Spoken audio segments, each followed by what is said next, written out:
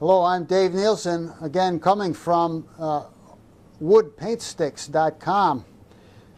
I'd like to demonstrate today how to bang the lid back on a can of paint after you've been using it so it doesn't go all over the room and all over you. If you've ever done that, you know that it's a problem.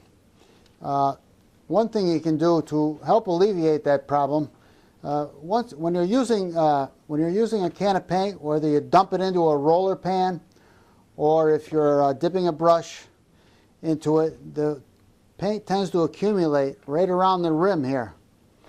And when you go banging the top back on the can of paint, it oozes out.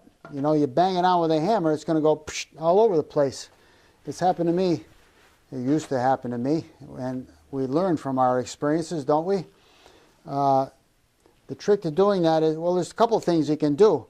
You can take a sharp screwdriver or some other kind of a sharp object, and you can just bang a hole in the recesses of this rim here, and that'll allow some of the paint to drain back down into the can so it doesn't accumulate there.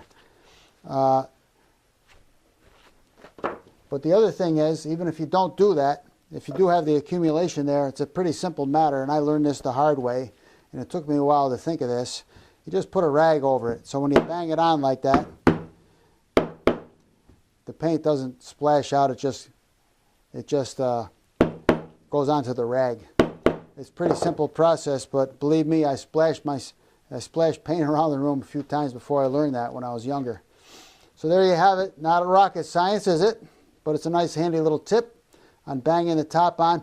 Now you want to make sure you got it on evenly all the way around. Make sure it's on very well so the air doesn't get in there, because it'll shorten the lifespan of that can of paint. That's all I have. Visit us on woodpaintsticks.com. My granddaughter Henrietta is marketing these wood paint sticks. That's her picture on the cover there. So thanks for visiting us today. Good luck with your painting project.